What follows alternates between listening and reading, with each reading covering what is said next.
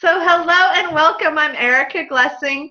I am joined today by the lovely Ashley Stamatinos. Welcome, Ashley. Hi, thank you for having me. Yay, we're going to talk about our book, The Power of Releasing Judgment. And you can see Ashley's beautiful face right next to mine. Gee, that wasn't on purpose or anything. And then her gorgeous chapter. And I feel just so blessed to have met Ashley. She's someone who's been in several of books.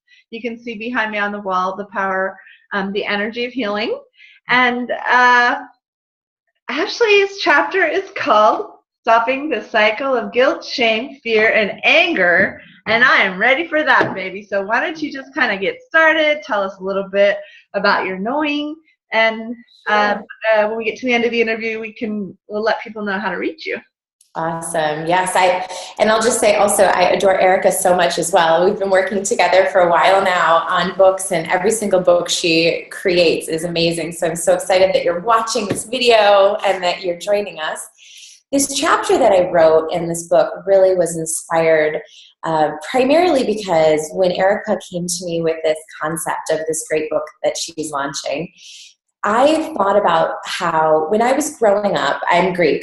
And so growing up as a Greek female, I don't think it really matters if you're female or male, but growing up Greek, I grew up with a lot of guilt. And I think a lot of us can relate to growing up with guilt in our lives. And a lot of times it's really sneaky, and you have been so surrounded by guilt for so long that you don't even realize how much you're functioning from that space of guilt. So I affectionately refer to it as the Greek guilt. And that is something I really wanted to share with people in this book. And I found a way to completely rid myself of guilt and shame and fear as well. And there's really one specific way to approach these things, the guilt and the shame and the blame and the fear. And it's so much simpler than anyone had ever approached me with. So that's really what I wanted to share in this book, this simple way of removing guilt and blame and fear. And I love the example that you gave, and I'm teasing people because now they have to listen a little bit longer before we tell them the secrets. I'm not telling it yet. Stick around. I want to stick around. We will share you some tools. But I love the example you gave of walking into a family party. Yeah. And how many of us have had this happen around the holidays? And we'll walk into a room, and it will have, maybe parents and grandparents or cousins, and all of a sudden you just start feeling badly, or you just start feeling like self-conscious, or you're to this or you're to that. And tell us a little bit about that and what we can do about it. Yeah. So my specialty, what I've really focused my whole business on, is working with highly sensitive people. And I also refer to them as empaths. And what that really means, and this applies to so many people, so many of you who are listening, or maybe almost all of you who are listening to this specific interview are probably considered a highly sensitive person. What that means to me is that your awareness is off the charts, that you can feel, or that you have a knowing of what's going on in other people's bodies, or what's going on in their thought processes.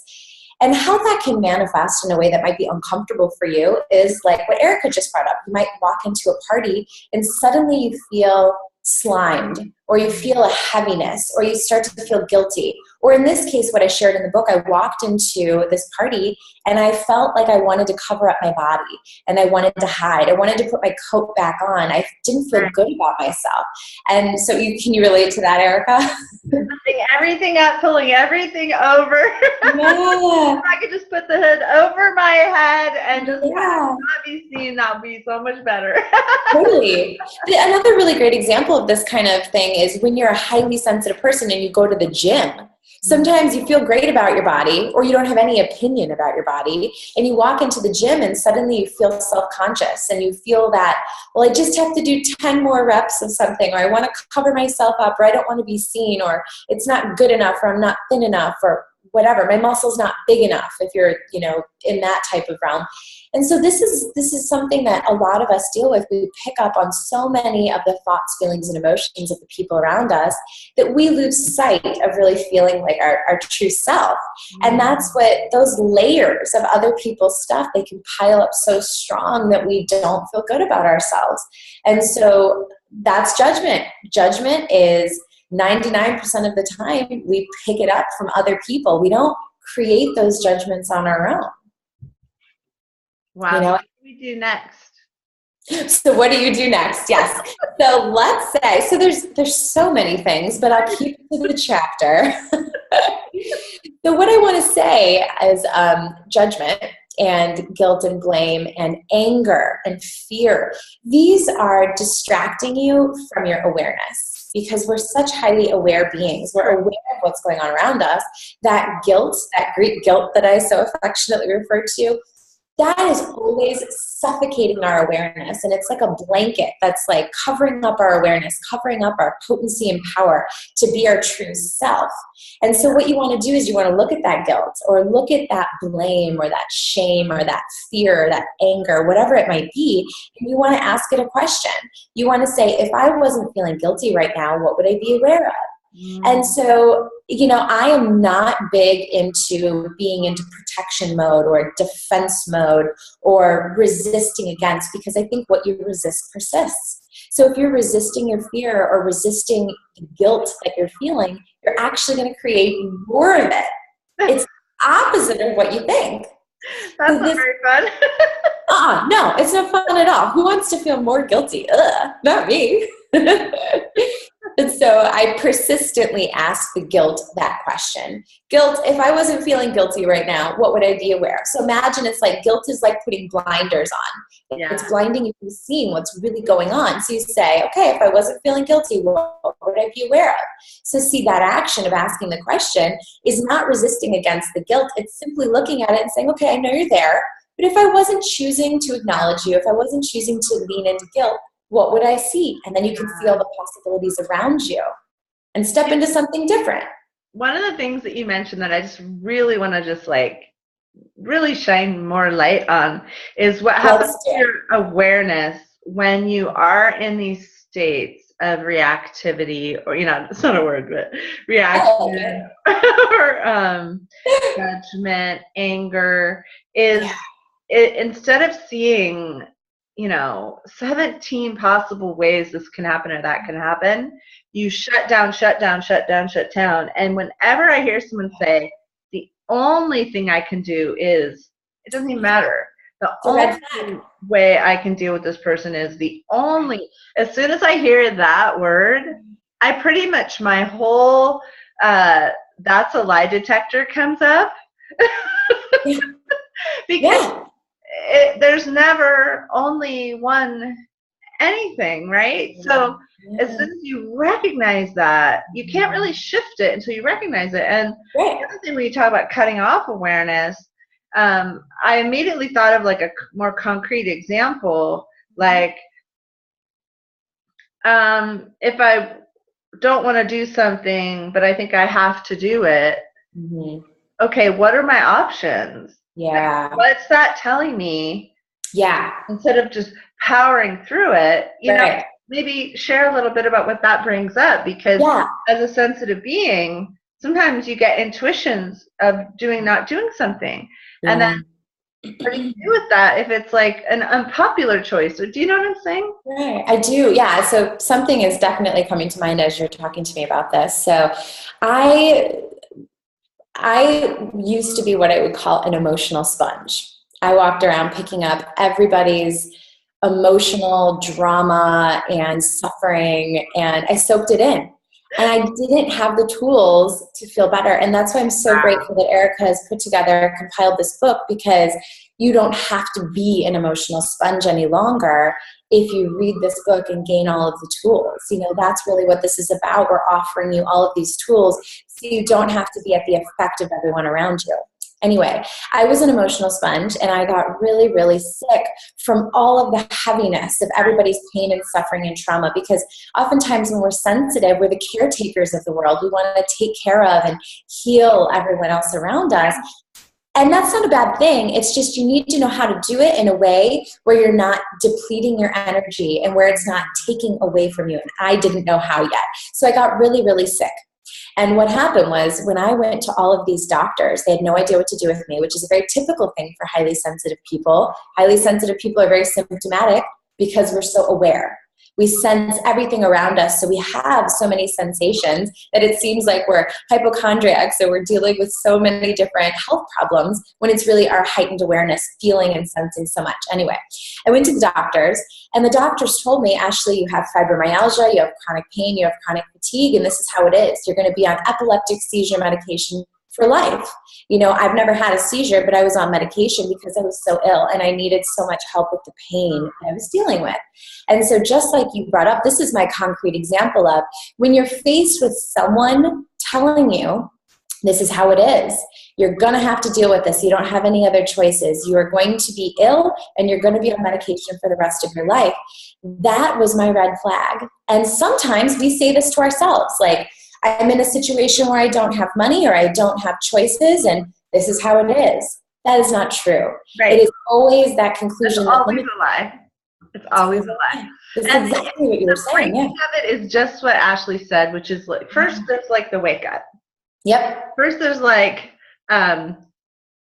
okay, that's not true. Nope. Okay, that's not mine. Doesn't feel right. That's not true. Mm-hmm. Yeah, someone told me my blood pressure went up at one point, and they're like, "Okay, we're going to give you this medication. You're going to just have to stay on it. Oh, by the way, it makes you pee more often." Well, I'm already like, I'm not Miss Job One in the bladder department. Like, me and the bathroom, we're like friends. I love drinking water, and I don't have one of those bladders like my daughter has. Go all day long. No. Right. They're like, we're going to give you this, and by the way, it's going to have a side effect. It's going to be all the time. I'm like, well, I'm already there, so I'm not going there. What are my other options? And they're like, well, same kind of thing. We really think based on, And so I just did a few things. I cut out salt, cut down caffeine, and I swear it was like the blood pressure just went away. Yeah. I increased exercise a little bit, but it wasn't dramatic. I didn't have to. But I do like working out. But it was funny, Ashley. It was like everything changed. Yeah. And I went back 3 months later. I was like, yeah, I decided I didn't really want to do that medication option. But thank you so much for that information. Totally. But it always makes me ask, okay, that's what they're saying. Okay, cool. That's what this information is saying. What's my body saying? Right. What would feel good to me? And then how? And I've never had high blood pressure. Really, it's never came back. So it was just that one little bubble, and I shifted a few things. And there's not a lot of, you don't get, it was funny, this brings up a whole thing about the medical industry is they can't charge for you getting healthier. Yeah. It's true. So then it's not going to be as easy to recommend that, even though a lot of doctors will recommend it anyways, even though they're not sort of being told to. Right. That's a whole nother tangent of information. I love that we went there because this book also has information about judging our bodies, judging our money, judging our friendships, judging our relationships, judging ourselves as bad, judging our friends as not being cool, judging, it doesn't stop. So much. So yeah, to just kind of maybe take us to where you might want us to go from here, and then let us know how we can get a hold of you and work with you. Oh, cool. Thank you. Yeah. So to sort of tie it up, what we just talked about, what I'm presenting here for you is that, if you're faced with a situation where you feel like you don't have any choices or you're feeling really heavy, any of those conclusions, like this is how it is, it doesn't get better than this, that's building a box around yourself with walls. When you ask a question like, what's beyond this guilt, or if I wasn't feeling guilty, what would I be aware of? Within that space where it feels like you don't have choices, that's where you're creating doors and windows. So asking a question is always creating new possibilities, new avenues, so that you are never boxed in.